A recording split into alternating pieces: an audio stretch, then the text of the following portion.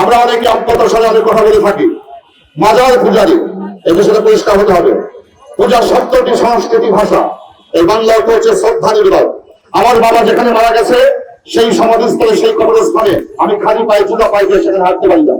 কবরস্থানে গেলে আমাকে উচ্চ স্বরে হাসি মুখে কথা বলতে পারি না, কবরকে সম্মান করতে হয়। এবং আমি সেখানে অট্টহাসি এবং চিৎকার করে কথা বলতে পারি না, কারণ সেই কবরবাসীকে ইজ্জত করতে হয়। কবর হচ্ছে শ্রদ্ধার জায়গা। আমার বাবার কবরকে, আমার মার কবরকে, আমার ভাইয়ের কবরকে, আমার বন্ধুর কবরকে আমি শ্রদ্ধার জায়গা করবো। এটাই প্রটোকল, এটাই প্রস্তুতি।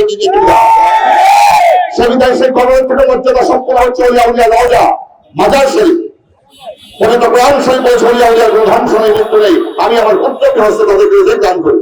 সেবিধায় আমরা একটা কবরবাসী পাশ দিয়ে গেলে সেখানে সালাম দিতে হয়। তাহলে বোঝা যায় কবরের মধ্যে মানুষ মৃত বাসে জীবিত। আমরা যারা সালাম দিন গেল, আর সেই কবরবাসীকে বলা হয় আলমে বজ্জার। আলম শব্দে অত সৃষ্টি বজ্জার পানি দেন, মরা মানুষটা ধ্যান করতে পারে না, সেই কবরবাসী মানুষটাও জীবিত। সালাম দিন গেল। আর সেই আল্লাহ করতে করতে যে আল্লাহর সাথে যাদের সাথে এক হয়ে গেছে, যে একত্রিত হয়ে গেছে, তাকে আমরা আল্লাহ থেকে পৃথক করতে পারি না। আল্লাহর সাথে জয় হয়ে গেছে, তাদের মাজার, তাদের রওজা আমাদের কাছে অত্যন্ত শ্রদ্ধার জায়গা, সম্মানের জায়গা, পূজার জায়গা। তো সে বিধায় আমি সকলকে আহ্বান করবো, বিগত যে লাভ ঘটেছে তার প্রতিকার করতে হবে বর্তমান সরকারকে, তাই আইনের আওতায়। এবং ভবিষ্যতে যদি তাদের সেই হাত কোন হলি আউলিয়াকে স্পর্শ করার চেষ্টা করে, সেই হাতগুলো আল্লাহর পক্ষ থেকে ধ্বংস হয়ে যাবে। এবং আমরা এই বাংলার জমিনের যত মানুষ আছি, এই দেখতেছি সকলে আমরা প্রতিহত করার চেষ্টা করব। কারণ আবু জাহেল, আবু লাহাব কবির দুশমন ছিল, তাদের বাজার নাই।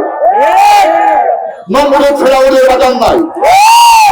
মাজা আছে তাদের, আমার রাসূলের পাক সাল্লাল্লাহু আলাইহি ওয়াসাল্লামের মাজা আছে, মাজা আছে সাহাবীদের, মাজা আছে ওলিয়া উলিয়া, মাজা আছে খাজা কালী বিন ওয়াসিম চিশতি, মাজা আছে বড় আব্দুল কাদের জিলানী, বাংলার জন্য 360 আউলিয়া সরকার হযরত শাহজালাল শাহরা।